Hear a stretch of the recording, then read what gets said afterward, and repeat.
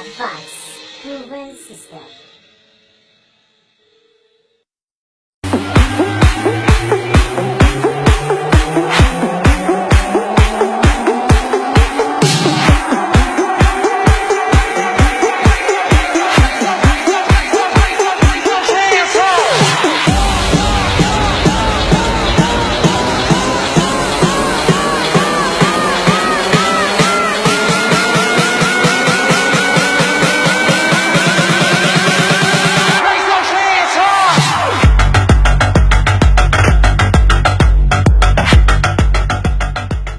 Ngayon, kung nakapag-decide ka na at willing na sige, pag-usapan natin ang negosyo. Okay, ano naman ang negosyo? Kung sakaling papasok ako. Kung papasok ka sa negosyo, ito yung pwede kong isuggest. So, meron kang dalawang option. Okay, mas maganda na may pagpilian ka kaysa namang wala. Okay, unang isasuggest ko sa yung negosyo. Okay, dahil nakapag-decide ka na mag-business, pwede mo ito part-time, pwede mong gawin ito. Ito ngayon, ang isasuggest ko po ay network marketing. Ngayon, pwede mong sabihin sa akin, teka lang, Anthony, dami mo sinabi. Kanina pa ako nanood ng video, in the end, network marketing pala yan. Nako, alam niyo po, naiintindihan ko kung bakit may mga tao po na hindi makapag-decide pasukin ang ganitong negosyo. Pero guys, ito kasi yung ginagawa namin.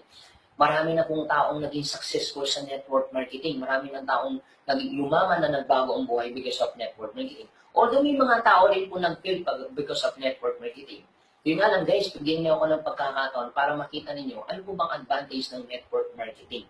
Okay, ito lang, pero bago na, syempre, gusto kong malaman ninyo, malamang ito yung nasa isip mo kung bakit hindi ka makapag-decide. O, may mga tao na negative ang perspective nila pagdating sa network marketing. Una, Anthony, ayaw ko nagbebenta.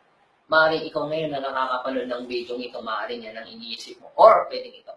Anthony, ayaw kong nakikipang-usap. Ayaw kong nangungumbinsi. Naku, Anthony, pyramid yan. Naku, Anthony, illegal yan. Naku, scam yan. So, maaaring yan ang nasa isip mo ngayon. Pero huwag ka mag-alala, naiintindihan kita.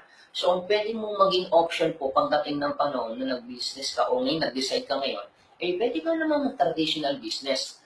Pero siyempre, guys, bigyan mo ako ng pagkakataon na ipakita anong pinagkaiba ng dalawang ito. Gaya ng sinabi ko, mas maganda lang may pinagpipilian ka kaysa namang wala. Okay? So, pansinin mo pakita natin na ng difference ng traditional business ng network marketing. When you say traditional business, maliit o malaki ang tawag po dyan traditional business. Alam ba, sari-sari store, traditional business po yan. Malaking convenience store. Ano po yan? Mini-mart, mga ganun po. So, ano po yan? Traditional business po. Sa ano man nakikita ng mata mo na tumatakbo negosyo po ay traditional business. So, pakita ko lang sa iyo ano bang pinagkaiba ng dalawa. Okay, sa traditional business, mamumuhunan po kayo dyan. Sa network marketing, mamumuhunan ka rin. Okay? Yun nga lang, ang pinagkaiba po ng dalawa. Okay, sa traditional business, para kumita ka ng malaki, kailangan maglabas ka ng malaki. Ibig sabihin, para kumita ka ng malaki, maglabas ka ng malaki, para kumita ka ng malaki. Sa network marketing, maliit lang ipupuhunan mo, pero kikita ka ng malaki. Ngayon kung tatanungin kita lang gusto mo, mamumunan ka ng malaki para kumita ng malaki, o mamumunan ka ng maliit pero kikita ka ng malaki. Okay? So ang gusto mo, mamumunan ka ng maliit pero kikita ka ng malaki. Yun nga lang, ang sabi mo, ayaw mo nagbebenta, ayaw mo nakikipag-usap sa tao, ayaw mo nangungulbinsi, kasi sabi mo, pyramiding ito, sabi mo, illegal ito, sabi mo, scam to. Well, naiintindihan kita. Siguro mas maganda, itutuloy ko na lang muna. Okay, sa traditional business, isi-set up mo yan. Okay? So, ibig sabihin, office mo, tao mo, empleyado mo, pwesto mo, product mo. Okay, sa network marketing, isi-set up mo pa ba? Hindi na po. Alam niyo kung bakit? Kasi bakit? Set up na po ito. Hindi mo na kailangan i-set up. Bakit? Kasi meron na po tayong office, meron na po tayong product, meron na rin tao, meron na rin tayong employee or tao, may pwesto na rin po tayo. Okay, may opisina po na tayo, may product na tayo, naka-set up na po. And in fact, ang trabaho mo na lang talaga. Share mo na lang itong business na to. Just share this link kung online mo itong ginagawa. So, ang trabaho mo na lang, share the link. Kami na po ang bahalang mag-explain ng negosyo na kagaya na ito. Na-share lang sa inyo ng kaibigan ninyo o kung sino man yung taong nag-share sa inyo itong video ito. So, yun na lang yung ginawa niya. So, kami na po nag-i-explain. Okay? So, yun po ang pinagkaiba. Ngayon, kung papasok ka sa business, anong gusto mo? Ise-set up mo pa ba? O hindi mo na kailangan i-set up? O set up na?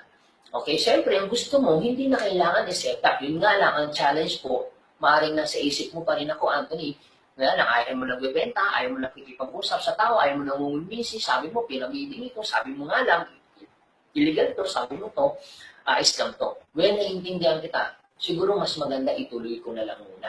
Okay, sa traditional business, i-operate mo yan. When you say operation, patatakbuhin mo yan. Kuryente, tao, okay, babayad ka ng tao, babayad ka ng pwesto. So, ibig sabihin, kuryente, tao, pwesto. Okay? So, kailangan mo dyan ng accounting, marketing, taxes. Okay? Yan po yung operation. Okay, sa network marketing, may operation din po. Yes, i-operate mo. So, paano mo naman ito i-operate? Simple na naman. Just share the link. Basta may internet ka. Okay? Basta nakakapagano ka. Ito, kagaya nito, online marketing. Or, ito, pag in-operate mo, ito lang sa kasimple. Use the product. Gamitin mo yung product. Pag in-operate mo, share the product. Ano pa? Then invite. So, ang pag-i-invite na ngayon, ito, online na rin. So, hindi ka na rin mahirapan para puntahan mo yung prospect mo kasi halos lahat naman ng tao naka-Android na, halos lahat naman ng cellphone po, may internet na. So, may mga free wifi na po. So, you can do this na po to online, hindi na po siya hassle. Okay, so, ang maganda nito sa negosyo mo nito, sa network marketing, wala ka nang babayarang kuryente, wala ka nang babayarang tao, wala ka na rin babayarang pwesto. So ngayon, kung papasok ka sa negosyo, anong gusto mo? Okay, may binabayarang kuryente, may binabayarang tao, may binabayarang pwesto, o wala ka nang babayaran. Okay, alam ko nasa isip mo, gusto mo, wala ka nang binabayarang kuryente, tao, pwesto. Yun nga lang, sabi mo, ayaw mo nagbebenta, ayaw mo nakikipag-usap sa tao, ayaw mo nang umundisi, sabi mo, pyramiding to, sabi mo, scam to, sabi mo, illegal to. Well, naiintindihan kita siguro, itutuloy ko na lang muna. Okay, tuloy ho natin. Okay, what if sa traditional business mo, traditional business, nagtayo ka ng negosyo mo, alimbawa, sari-sari store, galing ka ng abroad, muwi ka dito sa Pilipinas, nagtayo ka ng sari-sari store mo. Okay, what if, sabihin ko sa'yo, what if walang bumili sa sari-sari store mo? Ang tanong, may kita ka wala? Siyempre, wala. Pero ang masakit niyan, magbabayad po kayo ng kuryente, bayad ka ng tao, bayad ka pa rin ng pwesto. Okay, what if sa network marketing mo, sabihin din natin wala rin bumili. Siyempre, wala ka rin kita. Pero okay lang yan. At least wala kang binabayarang kuryente, wala kang binabayarang tao, wala ka namang binabayarang pwesto dahil kami na po ang nagbabayad po niyan. Okay? So, what if sa sari-sari store mo may bumili? Okay, siyempre, may kita ka. Yun nga lang, ang totoo, bayad ka pa rin ng kuryente, bayad ka pa rin ng tao, bayad ka pa rin ng pwesto kahit may bumibili. Okay, what if kung sabihin ko naman sa iyo, may bumili. May bumili sa business mo. Pero ang maganda niyan, wala ka namang binabayarang kuryente. So, kung may kita ka na wala kang binabayarang kuryente, tao, pwesto, alam niyo po, sa negosyo, importante, ma-eliminate mo yung ganyang senaryo. Siyempre, alam naman ho natin, napakagastos pag inoperate mo yung negosyo mo. Okay, ngayon kung papasok ka sa negosyo, anong gusto mo? May binabayarang tao, pwesto, or wala na. Okay? Yun nga lang, siyempre, ayaw mo nagbibenta, ayaw mo nang umbinsi, ayaw mo nakikipag-usap sa tao, sabi mo, pyramiding to, scam to. Okay, well, naiintindihan kita dyan. Siguro, mas maganda, bottom line pa rin, nire-respeto po namin yan kasi maaaring nasa isip mo pa rin na kahit hindi na kailangan set up, o nga, malit na pupunan ko, Anthony. O nga, Anthony, wala na akong babayaran ko yung kita, kaso nga, ayaw ko pa rin nagbibenta ng umbinsi. Alam niyo guys, naiintindihan ko pa rin. So, bottom line, nire-respeto pa rin namin ang decision. Pero ito sasabihin ko sa iyo, lahat ng ayaw mo dito, gagawin mo rin dito. Gusto niyo patunayan ko. Halimbawa, tinayo niyo po yung sari-sari store mo pag-uwi mo sa Pilipinas. Okay? Nag-decide ka, nagtayo ka ng sari-sari store. Tama? Sabi mo, ayaw mo nang bebenta. Okay, what if may kumatok sa negosyo mo? Kumatok sa sari-sari store, sasabihin ng customer, pabili nga po, pwede mo ba sabihin, naku Anthony, hindi ako nagbebenta. O di ba sabi mo, ayaw mo nagbebenta. Tapos what if dito sa sari-sari store may kumatok? Naku Anthony, ayaw ko nangungumbinsi, ayaw ko nakikipag-usap. Ibig sabihin, lahat ng ayaw mo dito, gagawin pa rin dito. Ibig sabihin, magbebenta ka pa rin. Ibig sabihin, mangungumbinsi ka pa rin. Ibig sabihin, makikipag-usap ka pa rin sa tao. Ibig sabihin, lahat ng ayaw mo dito, gagawin mo rin dito. Yun nga lang, ang reality dito sa negosyo mo yan, the moment na ginawa mo yun, dahil first time mong mag-business, walang magtuturo sa'yo, walang mag-guide sa'yo. So, hindi ka gaya sa network marketing, mas paano, may mag-guide sa'yo, may tutulong. Alam mo kapatid, mas maganda lang may tumutulong kaysa naman wala.